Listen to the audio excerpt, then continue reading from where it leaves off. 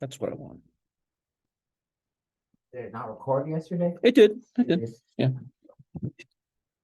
All right. Where did we leave off? We were on other solar system objects like comets, asteroids, Yep, meteors. yep, and yep. You are correct. So let me turn the projector on and we'll get going. Somebody hit the lights or, turn them down. Don't turn them off. Cosmos. No, it was past that. This was the slide before that. All right, so we were talking about the fact that you can see roughly on any given night, if you had great eyes and it was really dark, you see about 3,000 objects in the sky, which, remember, there's billions upon billions upon billions upon billions of stars in just our galaxy alone, right? You don't get to see everything with just your naked eyes. Since there's another side of the world, even though the sun is shining there's another 3,000 objects there. So roughly speaking, there's about 6,000 things you could see in the sky. And that includes that list that McKinley just said. So what are those things? You can absolutely see stars in our galaxy. Not all of them, right? But many of them you can see. Remember, we're only seeing 3,000. There's hundreds of billions of stars in our galaxy. There's planets in our solar system we can absolutely see, but not all of them. We clearly can see the moon. We can see a few galaxies if you have really good eyes. We're talking less than 10, right? That you can see if you have really good eyes and it's really dark night.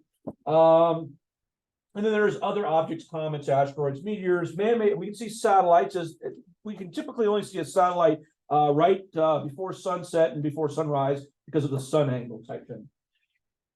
And so we're going to pick it up right here. So here we go. Orion. Yes, and you're going to see me use Orion a lot because it's one. Like when you look at the night sky, you see two basic objects, right? When you first getting used to seeing stars and constellations, you see Orion and you see the Great Dipper. The Big Dipper, right? We'll talk about both of those today. All right. So humans we naturally see those patterns in the sky, and we made up stories, and we said that the sky looks like 100 type thing. And we call those things constellations.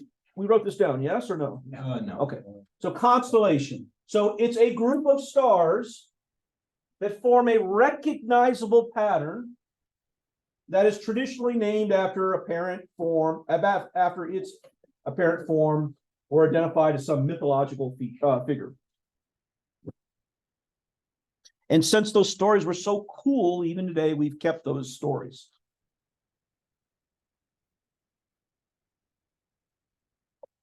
Not all of them are mythological. The Big Dipper is actually, at least in our culture, the Big Dipper is a pot. It's actually a bear. Oh, I see that. No, I don't see it. I'll show you, but I don't. It looks more like a pot to me. Well, we actually call it the Big Bear. That's what it's named after. No, it's not. It's called the Big Dipper.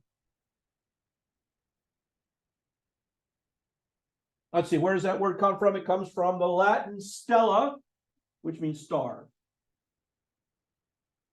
And it is not 100%. Well, I guess, it would be 100%. And I'm trying to think this one through. Is there any constellation that has a nebula? Yeah. So we're going to go with mainly stars. We haven't defined what a nebula is yet.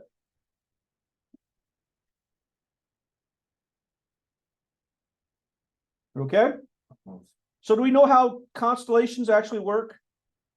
Like what you're actually seeing? I found a video that kind of describes, has nothing to do with stars, but kind of describes the effect that you're seeing. So constellations only exist in your imagination. I'm not talking about, I see a bear or I see a dipper. The actual constellation, that group of stars and objects is we only see things because of our imagination. So here's the explanation of it. This may look like just a jumble of old painted plastic and wire, but when you take a step back, you see it for what it really is. A remarkable sculpture suspended in midair. People say that perspective is everything. Well, artist Michael Murphy's work literally depends on your perspective. You'll only see the image if you're standing in the exact right spot.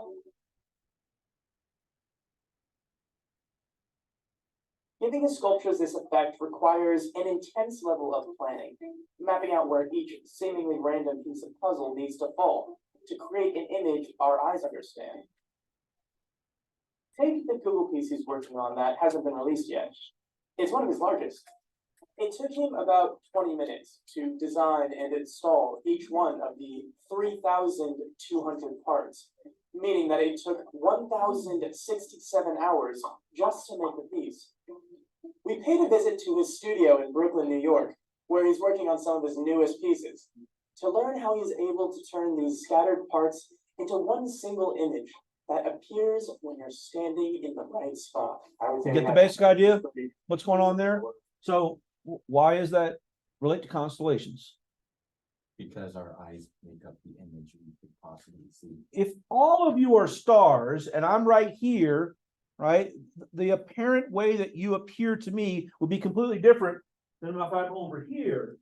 And it's the arrangement of those stars in depth and laterally, left and right, that makes those images. So when we think about the Big Dipper and we think about those stars that make up the Big Dipper, we're thinking like those stars are truly in a group, and we call that group a constellation. But I want you to remember that they may be hundreds, if not thousands, of light years apart from each other when we actually see them. Right? When we see them, they're arranged just like that video showed right there in various arrangements, both in depth and laterally, left and right. But to our eyes, it all comes together to make this one. Oh, look, it's Orion. I can see it type thing. But they are not. If we would think physically, like think of the solar system, all the stuff in the solar system is part of one group. But these stars are not necessarily part of the same group. Does that make sense? Yeah. Okay, one quick tangent. Orion, right? If you follow his belt, right, no matter where if you follow his belt in this direction, right? So in this direction right here, you get to another constellation called the Pleiades. And the Pleiades are known as the Seven Sisters. Yet you probably, this is one of those recognizable. If you look in the sky, this will be in the southern sky. If you look in the southern sky, you'll see Orion. And if you look around, a lot of people see this, and it sort of kind of resembles the Little Dipper. You see the little handle right there? You're seeing what's called the Pleiades. And they're very, if you look out tonight, if you're doing your observations tonight, you'll probably see them, right? Except that's not the Little Dipper. The Little Dipper is to the north. Anything to the south, right? Has nothing to do with Big or Little Dipper. We know the Seven Sisters as, you've seen it before. It's in the parking lot right now. Nathan, you're the car guy. Does that look recognizable? No, Tesla's a T. Mercedes? You ready for this? Can't believe it. You ready for this? It's Subaru. Oh. Subaru in Japanese. Now, it doesn't literally mean Pleiades, but that's what the Japanese call that grouping, that constellation. They call it Subaru, and that's what the car is named after. Right? So this is way too bright right here, but they're the Pleiades. Like I said, if you're looking to the south, Orion would be over here. As Orion moves, it's going to move like that. But it's always on that. Find this belt and go off in the belt, and you'll see it. It kind of looks like a dipper, but it's not because you're looking to the south. All right, so that's your Subaru right there. All right, back to constellations. So all civilizations saw these things, and each civilization saw a different thing. This is trivia. Okay, don't write this part down, but just enjoy it. So they all gave them names. I mean, every single society saw the same shapes that we see in the sky, and they gave them names. Arguably, the most famous constellation is Big Dipper. the Big Dipper, right? So that thing right there that we call the Big Dipper, but it's actually called Big Bear. it's called Ursa Major. Ursa Bear, Major Big, right? Right. So this is Ursa Major. Not did anybody see the bear? Well, No. this part is Go ahead. the tail. Good job. What? So can you see it now? Still see. This is most like, I mean, when you look at the night sky, this is typically what you see. So you see this shape right here, and it's very bright, right? But there's your bear. So the Dipper part is right here. But like this part right here, I've looked at Ursa Major for so long, and I don't see a bear. Yeah. Even though I know what it's supposed to look like, I still don't see a bear. I see a Big Dipper, right? But Ursa Major is the actual name for it. So it turns out that everyone has seen this shape and everybody calls it differently. If you live in Ireland, right, historically, they call it the plow. In fact, it's on their flag as well, too. Not the Irish flag, but one of their, they're not called states, but this is one of their flags, and they call it the plow. And I'm like, okay, I can kind of see a plow a little bit, kind of makes sense, right? But it's just trivia. In Germany, they call it Karl's wagon. I don't see any wagon there, but there's Karl's wagon. I don't know what kind of animal that is, but there's Karl's wagon. In Vietnam, they call it the big rudder. Okay, I see a big rudder right there. You know, a boat's rudder, that makes sense. The crab, right? The crustacean, right? I don't see that. Japanese call it the Northern Dipper, makes sense, right? It's the Big Dipper, it's in the north, so Northern Dipper makes sense. The Netherlands, the Dutch call it saucepan. Yeah. Got it. Finland calls it the fishnet. I Okay. can see it. Point being is that all societies have different names, but we all see the same thing. All right, we will find out later today that constellations move in a predictable motion. As the night continues, right, and as the season changes, as we go around the sun, the constellations move, right? And we're going to talk about that basic movement pattern. For this reason, because they are moving, they have always been used to help navigate, right? The most common navigational aid, you know, you've heard this before, is Compass. no, we're talking about using the stars to navigate. The most common star that's used to navigate is The Northern Star. the North Star, right? Except we call it Polaris. And you've probably heard of the Little Dipper, and the Little Dipper is the end, or so the end of the Little Dipper is Polaris. Now you do need to remember Polaris. Okay, now I know how to track the Little Dipper. I never knew how. I was like, oh, it's at the tip of. And this is why I've been saying the Pleiades are usually what people say, oh, look, it's the Little Dipper. Like, no, you're looking to the south, that's the Pleiades. You're looking to the north, and the Little Dipper is, relatively speaking, not as small as you would think it is. It's, you know, maybe half the size. It appears right there in that depiction. How do you find the North Star? You go to the end of the Big Dipper, which you will always recognize. You go out about, if this is a unit of one, the end of the saucepan, go out 1, 2, 3, 4. They always usually say 4 or 5. Yeah, I was told the tip of the handle. Well, it is the tip of the hand, right? No, the tip of the Big Dipper's handle. Oh, that, no. It is wrong to think of Polaris as the brightest star. It is not the brightest star. In fact, it's not dim, but it's certainly not the brightest star. And sometimes you have to wait, is that the North Star? You line it up with the end of the Big Dipper, you won't mistake it. It's not super bright, but it's also not super dim. All right, Oh, Polaris right here. This is called a star track, right? We're about to learn the basic motion, but if you were to take a picture and leave the shutter open so it would expose multiple seconds, this is multiple minutes here. If you went a full day, you get a full circle, right?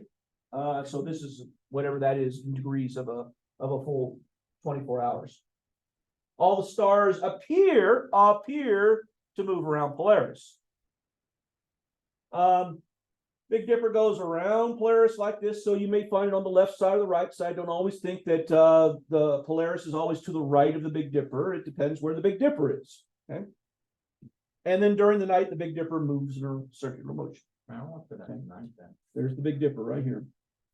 It also depends where you are in relationship to the equator. The more you get closer to the equator, the Big Dipper will, and Polaris itself will be closer to the horizon. So sometimes the Big Dipper will go underneath the horizon, depending upon how close you are. You get way up north, the Big Dipper will always be visible in the night sky. Yeah, I'm. All right. Big Dipper, call this out to Polaris. All right, this is a little bit of exaggeration there, how bright that is. That's more like what you would see. Okay, there's always a but. Guess what I'm about to say? Sure. It's called the North Star, right? The Earth has a tilt of, anybody know? 90 degrees. No, God, no. That would make us Uranus. 23.5 degrees. So more appropriately, I should turn this like this. So what's the problem with the North Star? Hey, I live in the United States. I'm right here. So the North Star is directly above this pole right here. So what's the problem with the North Star? More like. What happens if you live in South America? What happens if you live in South Africa? North Star is right up here. So can you see the North Star from, say, South Africa? And the answer is no.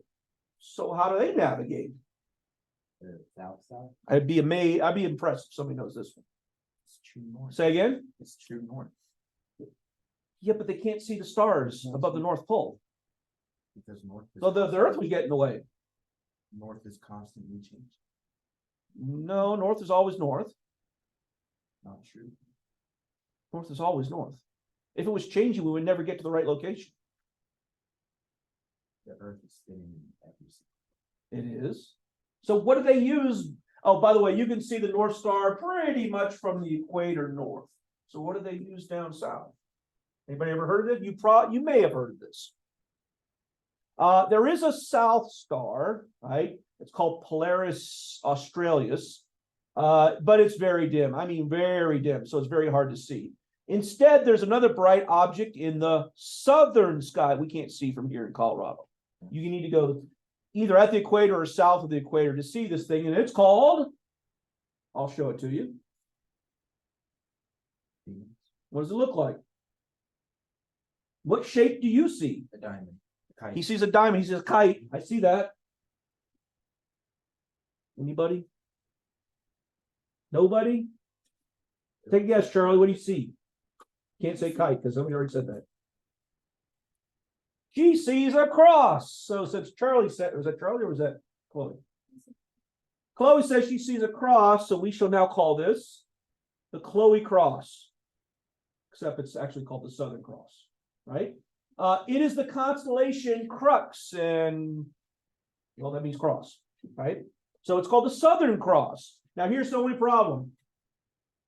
The Big Dipper points to the North Star. The North Star is north. The Southern Cross is not, it isn't at the south, but it points to the south. So if you extend this portion of the cross directly down to the horizon, it points to the south. So even though there is a southern star, it's too dim to identify. Okay, so this is called the Southern Cross. So you got Polaris, the North Star, and you have the Southern Cross for those that live, like, say, Australia. All right, I've only seen the Southern Cross a couple times in my life, and it's pretty bright. You won't miss it, just like the Big Dipper. All right, and you got to go south of the equator in order to see this thing. All right, back to constellation. This is the it's not the Booties, it's the Boetis or Boetis, right? He is a shepherd. He's got two dogs to help him. They're just constellations. All right, I'm going to show you a video here in a little bit. They're going to talk about him. That's what they're talking about. Which direction is that? I'm going to show you here in a second. It's around the North Star. All right, great. You got these things called constellations. What you need to remember about constellations are they're not stars that are together. They're stars that are very far apart from each other in depth. Left and right, they're kind of close as we see them, but in depth, they can be very far away from each other. But they appear to us to make one grand picture. Because constellations are moving, they're in the sky, and they visually, during the night, they visibly appear to move. We need to explain that motion. People because they were moving, right? Sometimes you saw them, sometimes you didn't. So when you were born, historically, people assign meaning to this. You've probably heard, I was born under the whatever, right? And so people would always assign meaning to this at birth. Obviously, we're talking about astrology. And the only reason I bring this up is because astrology is say it's the roots of astronomy will be wrong, but it was the birth of astronomy. People looked up and they made stories up and they assigned meaning to it. And they had this whole quasi-science of astrology, right? Which was the study of the movements and relative positions of celestial bodies, interpreted as having an influence upon human affairs and the natural world. So if you talk about the signs of the zodiac, those are constellations that we see. 13 constellations that you can see in the sky. And they move. So therefore, when you're born, I was born in March 13th, and I'm supposedly a Pisces, right? And supposedly you assign meaning to all this, right? It is not science. It's good stories if you're into that sort of stuff, but it is clearly not science. The only reason I bring up astrology is because much of what we have in astronomy carries over from astrology. We still say the same words. We still, the constellations are named the same thing, but it all began in this, half science, half mythology, based observations. Once again, astrology has the same roots as astronomy, so it's astronomy and star. The people who were experts in astrology were called astrologists. Sure sounds like a scientist to me, but they're not. I mean, the whole thing was based upon superstition. And just so we're entirely clear, right? Astrology is not a science. We're not going to be studying astrology in here, but just as alchemy kind of birthed chemistry, astrology has a place in the history of astronomy. And many things in astrology we still carry over. Astrologists did great observations of the heavens, wrote things down in books, but until we had the scientific method and we applied true science to it, did we stop, or did we drag ourselves away from the superstition to the actual reality? We okay? Yep. All right. Much of the modern names we use in astronomy came from astrologers. Much of astronomy came from astrology, and I said this before, just as alchemy birthed chemistry, astrology birthed astronomy. All right, moving on. We talked about the constellations are moving. There's four basic movements. You probably can give me two of them. And I don't mean up, down, left, and right. I'm saying, why does it look like the stars and the things in the sky are moving? Who can give me one of them? Why are they moving? Go ahead. The Earth is spinning on its axis. Like if you spin a basketball on your finger, if you can imagine an imaginary line that goes through the two poles of the basketball, we are spinning and we're tilted 23.5 degrees. So the first relative motion that we have, right, the four main motions, even if we're seeing, like right now, we are moving in four different directions all at the same time. Crazy, right? The first one is the Earth. The Earth is spinning around on the axis. We call that, we are rotating or revolving around that axis, right? What happened? Revolving is the one that we generally use. Hey, we're going 1,000 miles an hour at the equator. What would happen if we suddenly start going clockwise, the same speed? It's an interesting thing. Now, we always say we're moving, and from the North Pole looking down, we are moving counterclockwise. But you take that same motion, look from underneath, which way is it spinning? Clockwise. Who determined that that is up and this is down? There's no up or down. We're all getting pulled toward the center of the Earth, right? If there's an up or down, it's the surface pointed directly up is up, and then the surface of the Earth is down. You want to talk about truth according to gravity, right? Somebody decided that north is up and south is down, right? But the reality is we say counterclockwise because of our relative observational position. We're observing the Earth from above the North Pole, so it looks like we're spinning counterclockwise. At the equator, we're going 1,000 miles per hour. Guess what happens when you're standing on the North Pole? Like on the North Pole is that dot right there. I'm standing on it. How fast am I spinning now? Can't be spinning 1,000 miles per hour. I would spin like in a 24-hour period. If I were going 1,000 miles per hour, that would be spinning. I don't know. I didn't do the math on that. How many times, if you're standing at the North Pole, do you spin every day? Look at the picture. What's a day?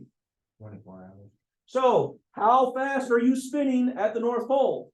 4,000 miles per hour. Well, if you're going 24,000 miles per hour, that means in 1 minute, you just spun multiple times. You just said spinning once is a day. I'm only spinning one time in 24 hours. So how fast am I spinning? Am I going thousands of miles per hour at the North Pole? I'm going next to nothing. I'm going, I don't know, we have to do the math on it, how fast you're actually spinning. That means it would take it 24 hours for you to make one rotation. You're not spinning fast, you're spinning slower than a snail, right? But at the equator, you're going 1,000 miles per hour. The big difference is that, well, the Earth is big, right? If we were larger, then we would be spinning even faster. 1,000 miles per hour. Okay, that's the first motion. What's the next motion? So, hey, right now we're spinning around. We're not at the equator, so we're going less than 1,000 miles per hour. But as your butt's sitting in your seat, you're going hundreds of miles per hour right now. It's like you're on a ride at the fair, right? The ones that go spin like this. You just don't realize, it doesn't feel like we're moving, but we're moving. What's the next motion? The orbitation around the sun. Yeah, we're going around the sun, right? I got the moon there as well too. We are going 60, now doesn't matter where you are on the earth, but we're going 67,000 miles per hour around the sun. That's an average velocity. We'll learn later that we get a little bit closer to the sun, a little bit further away. So as we get closer, we speed up. As we get further, we slow down just slightly, though. We're not talking about in terms of we ever go to 0 miles per hour.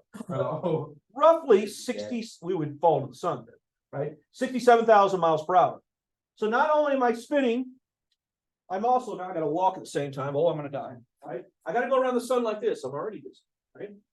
Those are two motions. Put those two together, and that's only 2 of the 4. What are the other motions? Think that one through.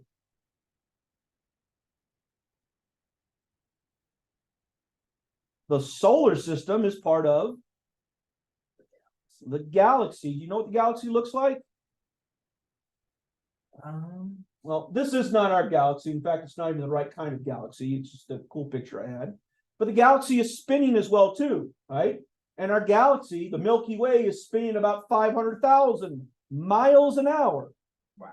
We live on one of these arms. We live in a spiral galaxy. We live on one of these arms. Our galaxy only has 2 arms. And the arm's moving about where we live on the arm, but you get closer to the center, closer to the black hole. You spin slower, but where we live, we go about 500,000 miles an hour. I'm spinning on the earth. I'm going around the sun, and I live on one of these arms that's going 500,000 miles per hour. Last one, you've probably heard of the Big Bang before. Right? Through many observations in science, we've determined that the universe started from a central point and expanded outwards. And right now, our galaxy is pushing outward from the center, from the center of the universe, right? And that motion is over 1 million miles an hour. So all the galaxy are moving outward from a central location. And our galaxy is moving at about a little over 1 million miles per hour. Those are the 4 motions. So why, when we look up, are the stars moving? Well, there's 4 motions to account for it. Of the 4, which one accounts for the most motion? Like you look up, hey, the star just moved.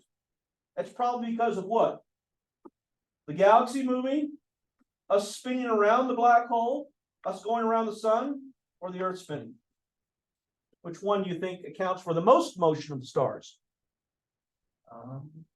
Solar system spins around the center of our galaxy. This one right here, the first one. Because every 24 hours, in fact, every 12 hours, right? A daylight to sun, or sunrise to sunset, right? We do a 180-degree turn. Right now, we're spinning really fast. Even though the fastest speed is this, right? The universe is big.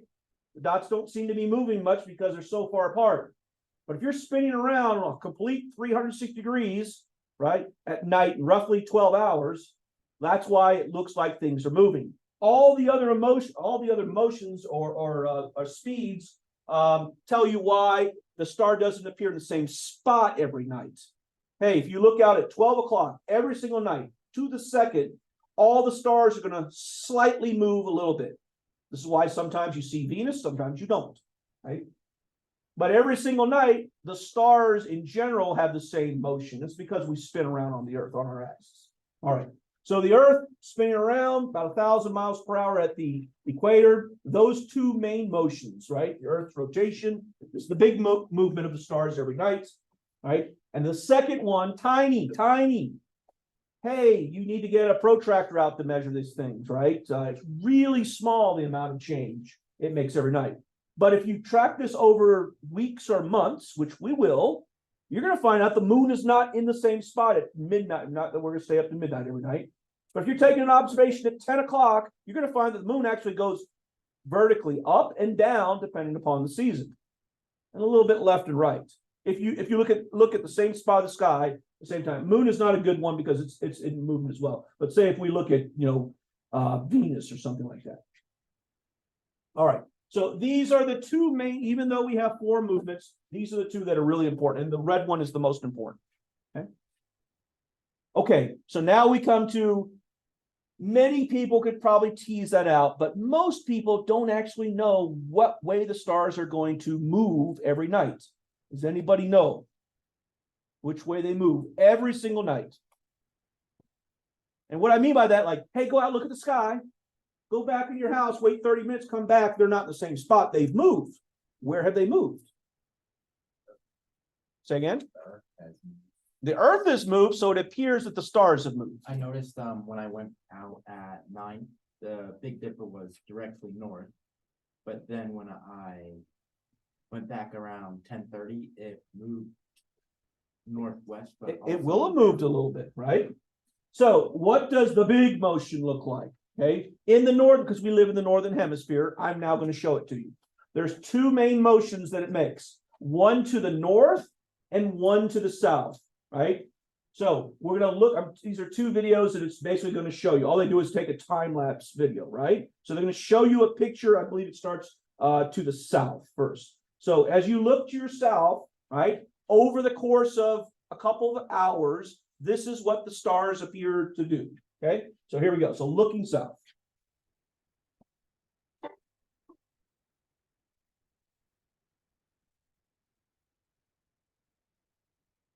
Those are clouds. There's the stars. Okay, which way do they go? Say again? they're going west. Okay, so which direction? So left to right. When you look to the south, when you make your observation, the stars are going to appear to sweep like a windshield wiper, right? From left to right. And they kind of go up and they kind of go down in a little arc, just like a windshield wiper, Which is what I right? saw last night when I Which went is, north. you will not be able to, like, with your, if you stand there like, oh, I see it moving, you're not going to see that. But if you wait 15 minutes, like you stand in a spot, and you line up a star with the edge of your house or something like that, wait 5 minutes and that star, you can therefore tell it's moved. Okay. And what's this thing right here? Milky Way. Okay, that is the Milky Way. That's part of our galaxy. Right above my You're house. seeing one of the arms. You're either seeing an arm or the center of the galaxy. Okay? Depends upon the time of day. Okay, so in your notes, if you're looking to the south, the stars move, or the stars, planets, whatever you're observing, moves from left to right, from the northern hemisphere. That's a lot of words there. Guess which way it moves if you're in Australia? Left to right. That's the way it moves around. We see it. Right to left. It moves right to left. It's the opposite. If you're south of the equator, then the stars looking. Did I say that right? I said that wrong. All right. As you're looking to the north, because everything's opposite. As you're looking to the north, it moves. I'm not going to ask you anything about northern southern hemisphere. So we're going to restrict our observations to just where we live. But yes, if you live in Australia and you look to the north, then it sweeps from right to left. Okay. Which brings us to looking north. Okay, this is the more interesting one. Anybody want to guess? It disappears. The movement of the stars. If you're looking north, It is going right to left, but it's also going down. good guess. Here we go. Let's look north. It's a circle. Which direction? Counterclockwise. Milky Way. Can you see where the North Star is? Well, you can now, right?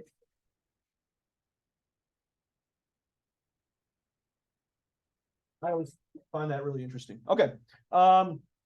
Once again, unfortunately, you can't see with naked eye. If you have like a camera, I don't know, does your phone do stop motion now? Yeah. I don't get a GoPro to do it or something like that. You can do that yourself, by the way. Just set it out and you just can't move it, right? But you can do that. All right. The previous few slides are all net. We know they move, right? We know what's going on. I mean, you guys are products of the current age. Go back 400 years ago. They didn't know any of this. I mean, they saw the same motion. They just couldn't explain it very well, but they needed an explanation for it. So kind of beginning our history lesson right here. So we know that the earth spins. We know that the earth is a sphere, but they didn't have that grasp of things. We know that the earth goes around the sun. I mean, 600 years ago, everyone thought that the earth was at the center of the universe, right? We know that's not true. So when early humans looked at and they tried to explain the motion, here's what they came up with. I'm going to lead up to a new vocabulary word, right? When they saw the motions that I just described to you, well, they had to explain what they saw, right? And this is their explanation of what they saw. What they said was going on, and I'm leading up to, why is this going so slow? What they saw was this. Now, granted, they may have thought the earth was flat, not probably. We've known that the earth is a sphere since, well, the Greek time, right? They thought that the stars were fixed on a sphere that was outside of the earth, right? And so they said that these were just dots of light. They couldn't really explain what it was. They thought it was dots of light on a sphere. So even though that is clearly not what's going on, we still use this idea in terms of the vocabulary when we describe astronomy. This imaginary sphere that contains all the stars is called the celestial sphere. There's no sphere, right? Well, the universe is expanding, right? But it's imaginary. We know that the stars are in depth. Some stars are close, some stars are farther away, right? So it's the imaginary sphere of which the observer is at the center and on which all celestial objects are considered to lie. When we talk about, and we won't go into too much details about how telescopes are used, we'll talk about what they're made of and why we choose particular telescopes over other ones. But when we talk about aiming telescopes, we always say where to aim it in relationship to the celestial sphere. It's the imaginary sphere that we aim our instruments at. But we still use that term. If you're in Colorado and you want to see Venus, where do you need to point your telescope type thing? We refer to that in relationship to this imaginary sphere.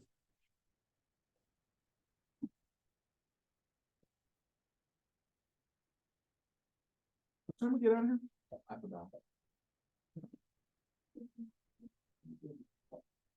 1:55. Okay. 10 more minutes. We okay? All right. We're going to go back to looking north. Remember, as you look north, spin, spin, spin, spin, spin, spin, counterclockwise. It's really hard to make out the North Star. But it's like right here. No, it's right.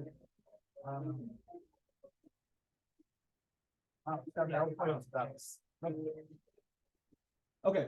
Remember, we call the North Star Polaris, right? Polaris, if you haven't already written down, its nickname is the North Star. Officially, it's called Polaris. Star in the night sky that doesn't appear to move.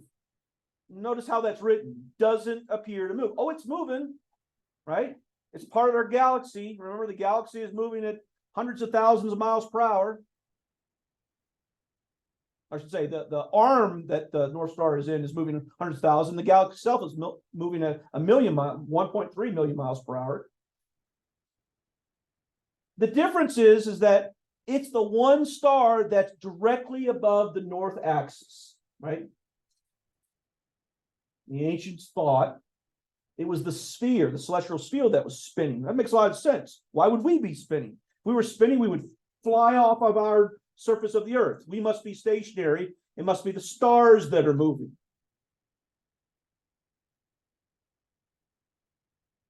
And he thought it was this part right here that was spinning around. We were just stationary. Why doesn't it move? Well, it's the star that is directly above that 23.5-degree tilt. Now you're like, why do you have this time it's tilted to the left, the other time you had it tilted right? Because remember, this is going around the sun. So it can be tilting away or towards the sun at any point, depending upon where it is in its journey around the sun. But if you go directly above the imaginary pole, you run into that star, the Polaris. Interesting thing, right? The star is pretty darn close in terms of light years, right? It's only 323 light years away, so it's fairly close to us. Hey, that number has changed in your lifetime.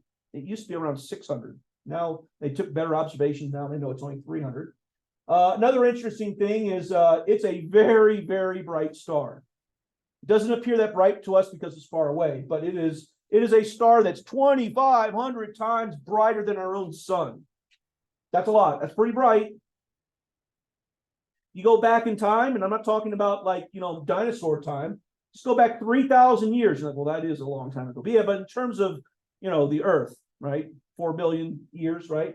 In terms of the Earth, 3,000 is no big deal, right? So go back about 3,000 years ago, and the North Star wasn't the North Star, right? We are moving. Remember all of those motions.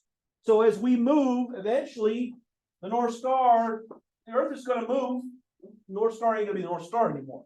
In fact, about 13,000 years ago, the star Vega will become the North Star. They always love to throw that bit of information out.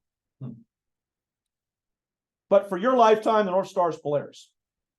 And for your children's and your children's, it's going to be North Star. 3,000 years ago, that was like the Romans? Oh, no. No, much earlier. Much earlier, 23 BC. right? Yeah, I think 1000 BC. So, we okay? All right. Once again, in your observations, remember the thing is due on Thursday. Your observation, I know last night was a nice clear night. Tonight should be, I don't see any clouds, so it should be a fairly clear night.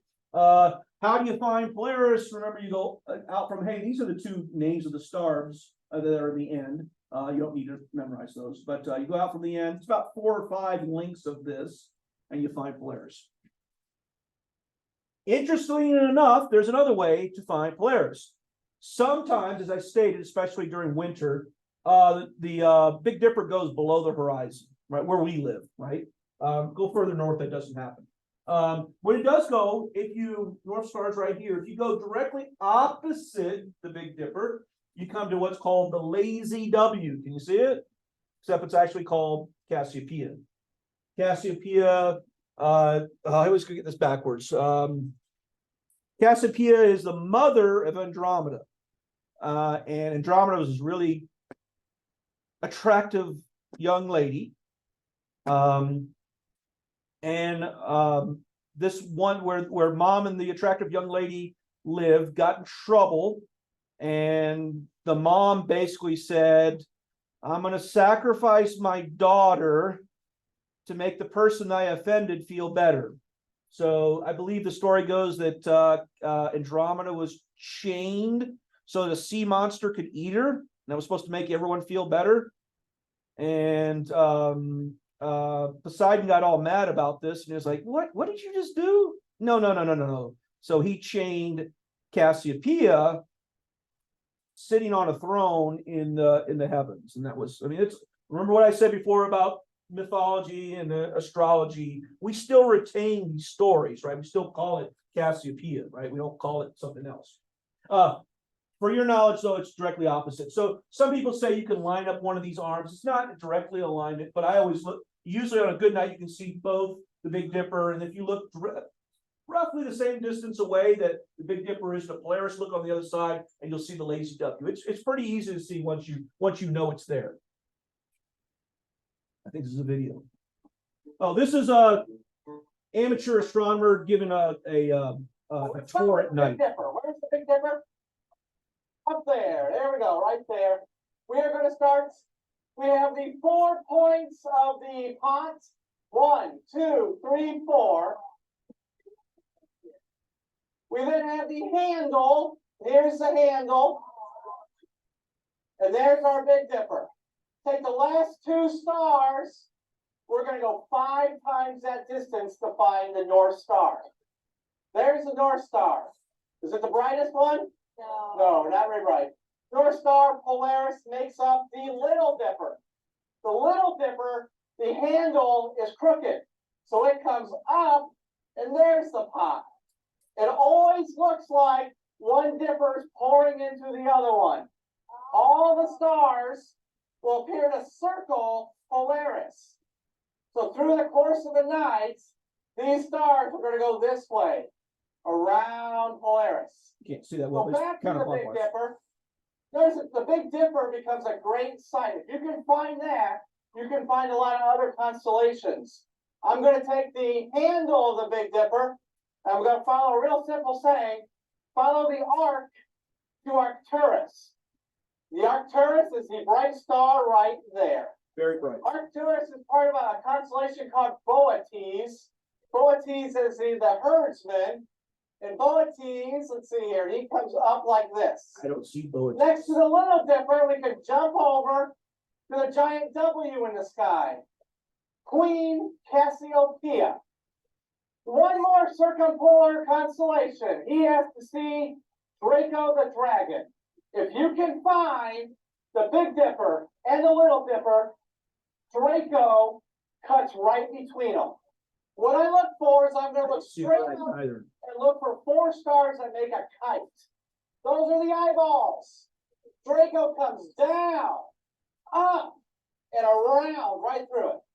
I call it the fly swatter because that's what it looks like to me. Can be seen any night of the year. So Boötes is the herdsman. I mean, you got to squint to see that stuff. Or just right. Here's Draco again, right? I guess. It looks to me like it's a terrifying. fly swatter. Like a sea. Or like a, yeah. Okay. Here are many of the constellations looking north, and Ain't on. okay, they're there, right? There's your Little Dipper. Cool. All right. In summary, you need to understand those basic terms that we came up with, and you understand the relative motion. Remember, there's 4 motions, and of those 4 motions, we talk really in depth about the major motion, what causes. Like this Earth is spinning, and that's why it appears. Remember, the stars are moving, but they're moving so slowly that you would not ever be able to see them move, right? But the reason why they appear to move so dramatically at night is because the Earth's spinning around a full circle every 24 hours. It appears that all the stars that you see are all painted upon a sphere that surrounds the Earth, when in fact that's not true. This is from your book, Southern Cross. Hey, here's Pisces. So apparently that was one of the only ones they had. Oh, Gemini. Anybody Gemini? No. Where's Not class on astrology. Virgo. That's Sagittarius. There's 13 of them around. Right. North Pole directly, once again, this should be tilted 23.5 degrees. Gives you the wrong idea of the way it goes. no Libra? Say again? No Libras up there. Yeah. I see Libra, but not Libra. North Star, Cassiopeia, Ursa Major, Big Dipper, right? North Star in between. Questions? That sounds about a good enough place to stop right there. We have, this is only up to 1.2, right? This is the finish of 1.2. So I forget if it goes to 1.5 or something for chapter 1, but the day that we finish chapter 1, the very next day, whatever day that would be where the quiz would be. Okay. If you've been taking good notes, nobody say, hey, did I need to write that down? Right? You can kind of figure out, but especially if I say it's trivia, you don't have to write that part down. Clearly everything there, you should be able to at least be able to tell me something about. Chapter 1 goes to 1.6. 1.6, okay. And we'll be doing every section there. So it might even be the end of next week before we get to the quiz. All right. We got what, a minute left? Is that right? Yeah, like 2 minutes. 2 minutes? All right, we'll end it right there.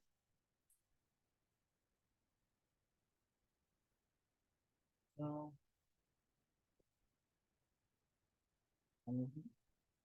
What? 56.